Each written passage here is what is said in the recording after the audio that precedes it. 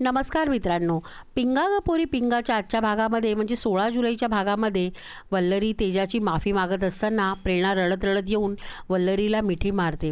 तेव्हा वल्लरी तिला शांत बसवते आणि काय झाल्याचं विचारते आणि तेजाला पाणी आणायला पाठवते.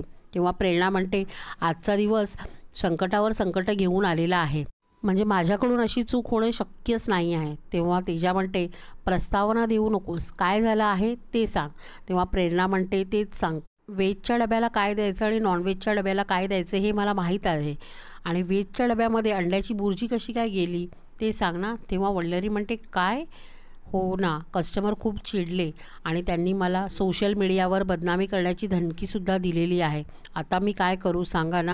तेव्हा वल्लरी प्रेरणाला शांत करते आणि म्हणते, चुकून नसेल ना झालं तुमच्याकडून. तेव्हा प्रेरणा म्हणते, नाही, असं कसं होईल, चुकूनही असं होऊ शकणार नाही माझ्याकडून. तेव्हा तेजा म्हणते, हो, तुझ्याकडून होणं शक्य नाही आहे, पण कोणीतरी हे नक्कीच करू शकतं ना. म्हणते, जेव्हा तू डबा तयार करून टेबलावर ठेवून जेव्हा तुझा फोन वाजला म्हणून तू बेडरूममध्ये गेलेलीस, तेव्हा आम्हीसुद्धा गॅलरीमध्ये होतो. तेव्हा नेमकी त्या दोघी राक्षसिणी म्हणजे वल्लरीची सासू आणि तुझी आई तिथे आलेल्या. तेव्हा वल्लरी म्हणते, त्या दोघींनी डब्यांची अदलाबदली केली असं म्हणायचं आहे का तुम्हाला. तेव्हा तेजा म्हणते, हो, 100%, त्या दोघींशिवाय दुसरं कोणी करूच शकत नाही. तेव्हा हर्षितसुद्धा तेच म्हणतो, मी त्या दोघींचं ज्या रूप बघितलं त्यावरून मलासुद्धा हेच वाटत आहे की हे काम त्या दोघींचंच केलेलं असणार आहे. तेव्हा वल्लरी म्हणते की तुम्ही नका काळजी करू, जर हे त्या दोघींनी केलं असणार तर त्या दोघींना शिक्षा नक्की मिळणार. इकडे वल्लरीची सासू आणि प्रेरणाची आई दोघेही छान चाय पित असतात. तेव्हा थेट वल्लरी तिथे येऊन पोचते आणि विचारते, प्रेरणाताई आणि तेजाताई काय म्हणत आहेत, तुम्ही आज तेजाताई आणि हर्षित भाऊंच्या मैत्रीवरती संशय घेतला का. वल्लरीची सासू म्हणते, मला वाटलेलंच, ही तेजा तुला चुगली करणारच. तेव्हा वल्लरी म्हणते, तेजाताईंचं जाऊ द्या, तुम्ही प्रेरणाताईंनासुद्धा त्रास दिला आहात का. तेव्हा प्रेरणाची आई म्हणते, नाही, आम्ही काहीही केलेलं नाही, आमच्यावर काय आरोप करतेस. तेव्हा वल्लरी म्हणते, हो, मी सुद्धा तेच म्हणत आहे की या दोघींचा काहीही संबंध नाही आहे, पण या दोघी ऐकतच नाही आहेत. त्या दोघीही पोलिसात तुमच्या विरोधात तक्रार करायला जात आहेत. तेजा म्हणते, हो, जाणारच आहोत आम्ही. मनीषा हे प्रकरण झालं तेव्हाच आम्हाला पोलिसात जायला हवं होतं. तेव्हा वल्लरीची सासू म्हणते, माझा काय संबंध. तेव्हा वल्लरी म्हणते, मला माहीत आहे तुमचा काहीही संबंध नाही, हे लोक तुमच्यावर सारखे सारखे आरोप करत आहे, पण नाही, आता सहन करायचं नाही, मी तुम्हाला सरळ आता गावाला पाठवून देते. तेव्हा वल्लरीची सासू म्हणते, तुझ्या मैत्रिणी म्हणतील आणि तू घराबाहेर आम्हाला काढशील का. तेव्हा वल्लरी म्हणते, हो, ज्याला ज्याची इज्जत प्यारी असते ना तो असं काहीच करत नाही, असं काही करून थांबतही नाही. तेव्हा प्रेरणासुद्धा तेच म्हणते, आई, वल्लरी बरोबर म्हणत आहे, तू सुद्धा माझी खुशाली बघायला आलेलीस ना, आता बघून झालेली आहे, आता तू परत जा. प्रेरणाची आई म्हणते, नाही गं, मला राहू देत ना 4 दिवस.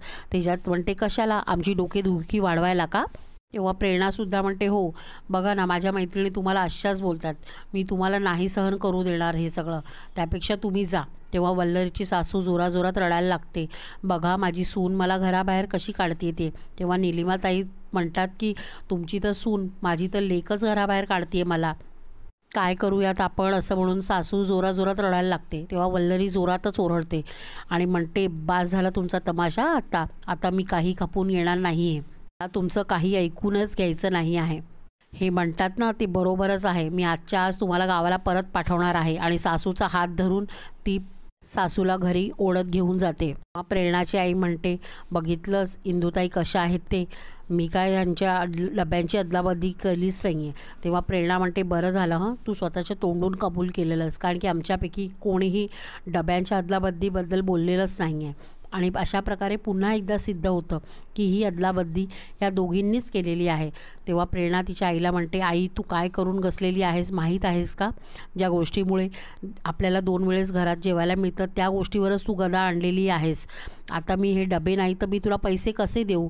तेव्हा प्रेरणाची आई तिची माफी मागते आणि म्हणते, बस झालं आता, मला इथून पुढे तुझं काही ऐकायचं नाही आहे आणि तुझं यापुढे तोंडही पाहायचं नाही आहे.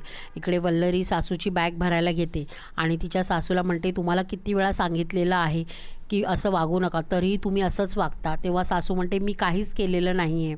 वल्लरी म्हणते, हो, इथे सगळ्यांना माहीत आहे की अशी कामं फक्त तुम्ही आणि निलिमा काकूच करू शकता.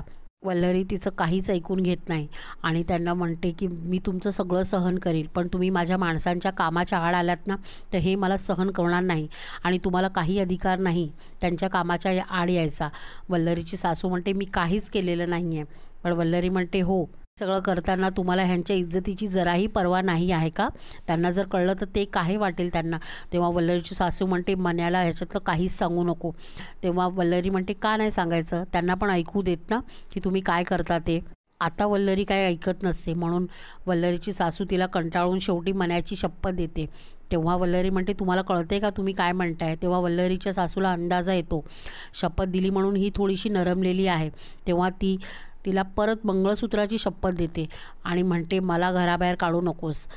तेव्हा वल्लरी म्हणते ठीक आहे, तुम्हाला इथे राहायचं आहे ना तर तुम्ही राहा, पण याच्यापुढे तुमचं सगळं ऐकून घेणारी वल्लरी आता तुम्हाला ह्याच्यापुढे दिसणार नाही आणि तुम्हाला जेवढे डावपेच खेळायचे आहेत ना तेवढे खेळा. आता प्रत्येक डावपेचाला मी वल्लरी उत्तर देणारच आणि या अशा शब्दा परत घालू नका, मी खपून येणार नाही आहे. वल्लरीची सासू मग निघून जाते आणि वल्लरी विचार करते की प्रेरणाताईंचं आज खूप मोठं नुकसान झालेलं आहे, पण मी हे नुकसान भरून काढणार आहे. इकडे परत निलिमाताई वल्लरीच्या सासूशी म्हणतात माझं चुकलंच हो की तुम्ही इतक्या तुमच्या सुनेचा छळ करताय तरी मी तुमच्या नादी लागले. तेव्हा वल्लरीची सासू म्हणते हो, तुमच्या प्रेरणाच्या बाई माझी सून मला घराबाहेर काढणार होती. तेव्हा प्रेरणाची आई म्हणते की आत्ता माझी मुलगी मला पैसेसुद्धा देणार नाही आहे. तेव्हा वल्लरीची सासू म्हणते बघा अजून वेळ गेलेली नाही आहे, मी सगळं तुमच्या मनासारखं होऊ शकतं. तेव्हा प्रेरणाची आई म्हणते म्हणजे काय? तेव्हा वल्लरीची सासू म्हणते मी तुमच्या मुलीसाठी एक छान मुलगा बघितलेला आहे जो रोज तुम्हाला सोन्याचं अन्न देणार आहे असं लालच तिला दाखवते आणि त्या दोघी परत एकमेकांची हात मिळवणी करतात. इकडे प्रेरणा एका क्लायंटशी म्हणजे मिसेस राणे यांच्याशी बोलत असते आणि मी तुमचा टिफिन घेऊन येत असल्याचं सांगते. तेव्हा त्या समोरून टिफिन कॅन्सल करतात. प्रेरणा त्यांना रिक्वेस्ट करते पण काही उपयोग होत नाही, त्या फोन ठेवूनसुद्धा देतात. तेव्हा श्वेता येऊन विचारते कोणाचा फोन होता? तेव्हा प्रेरणा म्हणते मिसेस राणेंचा फोन होता. काल माझ्या आईंनी जो पराक्रम केला आहे ना तो मला महागात पडला आहे. आता त्यांनी टिफिन कॅन्सल केला आहे, अजून कोणता दिवस पाहावे लागणार आहेत मला माहिती नाही. तेव्हा तेजा म्हणते तू धीर सोडू नकोस, सगळं नीट होईल. तेव्हा श्वेतासुद्धा तेच म्हणते हो, सगळं नीट होईल आणि तुला अजून टिफिनचे ऑर्डर मिळतील. तेव्हा प्रेरणासुद्धा शांतपणे दोघींचं ऐकते आणि म्हणते बरोबर आहे, मिळतीलच मला काहीतरी अजून ऑर्डर. तेव्हा तेजाला थोडंसं सरप्राईज वाटते आणि म्हणते बरी आहेस ना तू? कारण की काल अक्षरशः रडत होतीस तू आणि आज इतक्या शांतपणे उत्तर देत आहेस, इतका चेंज कसा काय? तेव्हा प्रेरणा म्हणते रडत बसू का एकाच गोष्टीला घेऊन? आणि हे काय जे घडलेलं आहे त्यातून काहीतरी छान घडणार आहे असं मला वाटत आहे. तेव्हा ज्याला हे सगळं खूप आवडतं आणि ती म्हणते अशीच हिंमत ठेव, खूप पुढे जाशील. प्रेरणा देवासमोर जाऊन देवाला सांगते की स्वामी तुम्ही माझ्या पाठीशी कायम असतात, फक्त यापुढे मला शांतपणे आणि मेहनतीने काम करण्याचं बळ द्या. इकडे मनोज घरात खिळा ठोकत असतो. तेव्हा वल्लरी येऊन खिळा का ठोकत आहात तुम्ही असं विचारते आणि विचारते का कपडे वाळवायची जर दोरी लावत असाल तर ती बाहेर लावा किंवा बुकचं स्टँडची काही गरज नाही. तेव्हा मनोज एक फ्रेम आणतो आणि तिथे लावतो. त्या फ्रेममध्ये एक सुंदर घराचा फोटो असतो आणि वल्लरी विचारते हे कोणाचं घर आहे बरं? तेव्हा मनोज म्हणतो हे आपलं घर आहे आणि म्हणतो मी रोज कामावरून घरी आलो ना तर मला ही फ्रेम आठवण करेन की माझ्या सुंदर बायकोसाठी असं सुंदर घर मला घ्यायचं आहे.